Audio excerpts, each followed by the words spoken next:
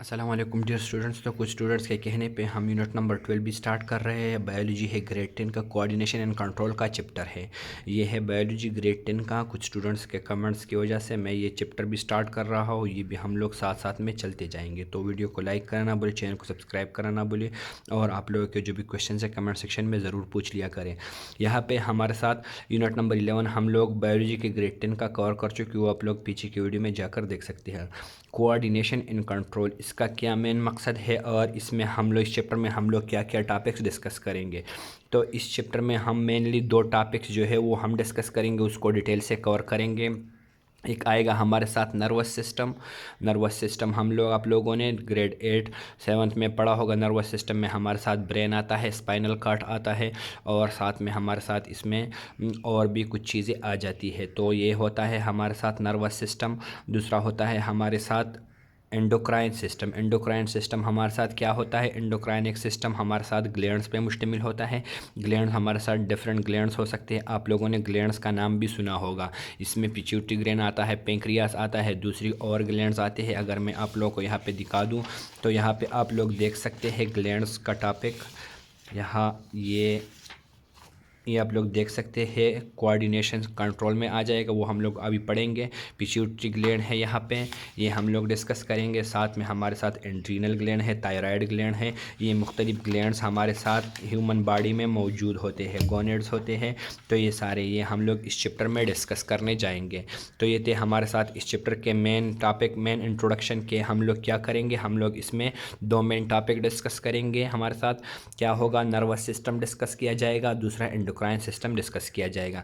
अब आते हैं बात करते हैं कोऑर्डिनेशन की। तो अगर कोऑर्डिनेशन की हम लोग बात करें तो कोऑर्डिनेशन हमारे साथ एक ऐसा टर्म है, एक ऐसी टर्मिनोलॉजी है कि इसके करने के लिए अर्गन और अर्गन सिस्टम जो है वो कंबाइनली काम करते हैं।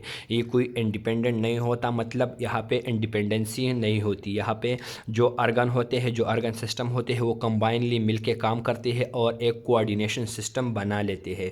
और इस कोऑर्डिनेशन सिस्टम से हमारे साथ बॉडी इनेबल हो जाती है। बॉडी में ये सलाहियत पैदा होती है कि वो एक यूनिट काम करती है। एक यूनिट का क्या मतलब है? एक यूनिट का ये मतलब है कि लेट से हमारे साथ बॉडी में किसी जगह में दर्द हो तो वो उसी जगह तक स्पेसिफिक नहीं होता है, वो सारी बॉडी में फील होता है। लेट से अगर हमारे साथ कोई ज़ख़म आ जाता है, हमें चोट लग जाती है, तो वो जो हमारी तकलीफ़ होती है वो पूरी बॉडी में होती है, वो उस जगह में मखसूस नहीं होती।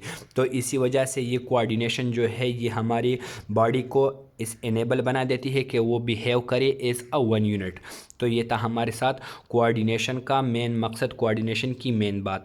आते हैं इसको थोड़ा डिस्कस कर लेते हैं यहाँ के टॉपिक से। ये हमारे साथ इसकी थोड़ी डिटेल थी। कुछ स्टूडेंट्स कह रहे थे कि आप डिटेल नहीं समझाते, ये इसकी थोड़ी सी डिटेल थी ताकि आप लोगों को समझ आ जाए। अब आते हैं बुक की तरफ, बुक को देख लेते हैं। बुक की जो टर्मिनोलॉजीज़ है वो भी डिस्कस करेंगे। तो इंट्रोडक्शन हम लोग देखते हैं। All organism interact with their environment and response to change. Change हमारे साथ एनवायरनमेंट में जो चेंज आता है उसको स्टिमुलाई बोलते हैं। स्टिमुलस या स्टिमुलाई, स्टिमुलाई उसका जमा है और स्टिमुलस उसको इसका सिंगल है। तो यहाँ पे चेंजेस है तो स्टिमुलाई है। तमाम ऑर्गेनिजम्स इंटरेक्ट करते हैं एनवायरनमेंट में और respond to changes. Response to stimuli का मतलब है कि चेंजेस जो अकर होती है उसको रिस्पॉन्ड करती है। लेट से हमारे साथ सर्दी हो तो ऑर्गेनिज्म किस तरह से स्टिमुलाई को रिएक्ट करेगी, वो सर्दी से बचने के लिए कुछ तजवीज़ सोचेगी, कुछ तरकीब करेगी। तो ये है हमारे साथ रिस्पॉन्ड टू चेंजेस या response to stimuli taking place in the environment. Environment में जो चेंजेस अकर होती हो तो उसको रिएक्ट करेगी। You perform daily activities in a very coordinated way. हम जो डेली की एक्टिविटीज़ कर रहे होते हैं तो वो भी हमारे साथ एक कोऑर्डिनेटेड वे में होती है। एक मतलब इस तरह की वे में होती है कि इसमें कोऑर्डिनेशन होता है। If you want to write a letter, अगर आप एक लेटर लिखना चाहे, you first take a pen in a paper. यहाँ पे अब एक एग्जांपल के तौर पे आप लोगों को समझा रहे हैं। आप लोग क्या करते हैं, एक पेन और पेपर उठाते हैं, then think about to write. फिर आप लोग लिखने के बारे में सोचते हैं कि मैं क्या लिखूँ, तो वो आप लोग सोच भी लेते हैं and then start to writing, और फिर लिखना स्टार्ट करते हैं। सिमिलरली तो इसमें हमारे साथ क्या होता है, इसमें हमारे साथ आप लोगों के मस्कुलर पावर भी यूज़ होता है, आप लोगों का थिंकिंग मतलब माइंड का पावर भी यूज़ होता है। फिर आप लोग राइटिंग के लिए भी ऐसे मूवमेंट करते हैं तो वो सारा सब कुछ यूज़ होता है। आप लोगों के सेंसेस भी यूज़ होते हैं। तो ये सारा कोऑर्डिनेशन में होता है। Similarly if a nail comes under your bear foot, अगर एक नेल जो है, एक कील है, वो आप लोगों के पाँव के नीचे आ जाए, you at once lift your foot, आप जल्दी से अपना पाँव उठा लेते हो। Sit down somewhere and pull out the nail, किसी जगह में बैठ जाते हो और नेल को निकाल लेते हो। तो ये भी एक पूरा कोऑर्डिनेशन का सिस्टम होता है, ये भी एक पूरा कोऑर्डिनेशन होता है। How does this all happen in such specific way, ये सारा कुछ इस तरह के स्पेसिफिक वे मतलब एक ख़ास मेथड से किस तरह से होता है। The answer is that our body, in our body, इसका आंसर क्या है कि हमारी बॉडी में there is a system working to coordinate and control all actions, हमारे साथ बॉडी में एक ऐसा सिस्टम होता है जो कि कोऑर्डिनेशन में काम करता है और ये सारे एक्शन जो होते हैं उसके रिस्पांस में हमें इस तरह की एक्शंस देखने को मिलती है। तो ये हमारे साथ इसका इंट्रोडक्शन था। आते हैं कोऑर्डिनेशन इन ऑर्गेनिजम्स की तरफ। ऑर्गेनिज्म में कोऑर्डिनेशन किस तरह से होता है। Coordination means to integrate among different parts of the body and to respond stimuli in order to keep harmony with the environment. Harmony मतलब एनवायरनमेंट के साथ आप लोग किस तरह से इंटरेक्ट करते हो, किस तरह से एनवायरनमेंट में ख़ुद को एडजस्ट करते हो। तो ये कोऑर्डिनेशन का क्या मतलब है कि हमारे साथ बॉडी के डिफरेंट पार्ट्स जो होते हैं वो किसी स्टिमुलाई को, किसी चेंज को किस तरह से रिएक्ट करते हैं और एनवायरनमेंट के साथ किस तरह इसको बैलेंस अप करने की कोशिश करते हैं। तो इसको क्या बोला जाता है, इसको कोऑर्डिनेशन बोला जाता है।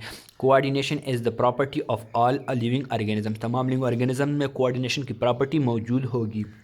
There are two types of coordination, दो तरह की कोऑर्डिनेशन है हमारे साथ। एक होता है हमारे साथ नर्वस कोऑर्डिनेशन। नर्वस कोऑर्डिनेशन में हमारे साथ जो नर्वस सिस्टम है, नर्वस सिस्टम में मैंने आप लोगों को बात की कि ब्रेन एंड स्पाइनल कार्ड, तो वो हम लोग डिस्कस करेंगे डिटेल से। And chemical coordination, chemical coordination में हमारे साथ क्या आता है, एंडोक्राइन सिस्टम।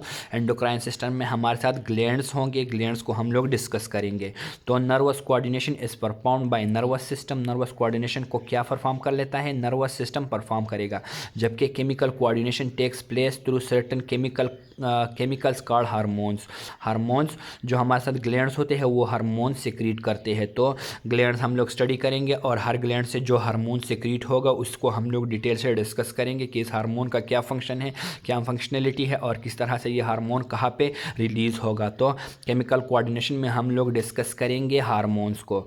सर्टन केमिकल्स होते हैं जिसको हार्मोन्स बोला जाता है, वो हम लोग डिस्कस करेंगे। और जो ग्लैंड से सिक्रीट होते हैं वो भी हम लोग डिटेल से डिस्कस करेंगे इस चैप्टर में। Animals possesses both types of coordination, animals में हमारे साथ जो जानवर होते हैं तो उसमें हमारे साथ ये दोनों तरह के कोऑर्डिनेशन होते हैं, नर्वस कोऑर्डिनेशन और केमिकल कोऑर्डिनेशन। जबकि plants in other unicellular organisms fungi etcetera they have only chemical coordination. जबकि प्लांट्स में हमारे साथ और दूसरे ऑर्गेनिज्म जैसे कि यूनिसेलुलर ऑर्गेनिजम्स हो गए, फंजाई वगैरह हो गए, इसमें सिर्फ केमिकल कोऑर्डिनेशन होती है। ये बात भी आप लोग याद रखिएगा, क्योंकि प्लांट्स में और दूसरे ऑर्गेनिज्म जैसे कि यूनिसेलुलर ऑर्गेनिज्म और फंजाई में इसमें ब्रेन, स्पाइनल कॉर्ड वगैरह, इसमें नर्वस सिस्टम नहीं होता है।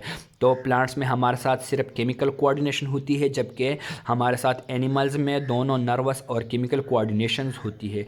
तो ये था आज का हमारा इंट्रोडक्शन। होपफुली ये टॉपिक का इंट्रोडक्शन और इस यूनिट का इंट्रोडक्शन आप लोगों को समझ आ गया होगा। इंशाल्लाह नेक्स्ट चैप्टर, नेक्स्ट टॉपिक में हम लोग बात करेंगे मैकेनिज्म ऑफ कोऑर्डिनेशन की, मतलब कोऑर्डिनेशन किस तरह से बॉडी में होता है। और जो हम लोग मुख्तलिफ एक्टिविटीज़ को देख लेते हैं, मुख्तलिफ हैपनिंग्स अकर होती है एनवायरनमेंट में, तो वो फिर हमारी बॉडी किस तरह से इंटरप्रेट करती है, उसका मैकेनिज्म जो है वो हम नेक्स्ट लेक्चर में डिटेल से डिस्कस करेंगे। तो वीडियो को लाइक करना ना भूलिएगा, चैनल को सब्सक्राइब करना ना भूलिएगा। शुक्रिया।